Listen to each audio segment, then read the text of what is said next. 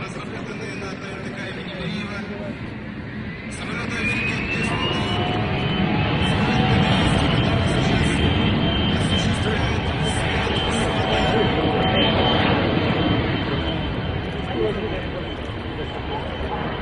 хочется сказать, что одно из назначений этого самолета — тушение лесных пожаров.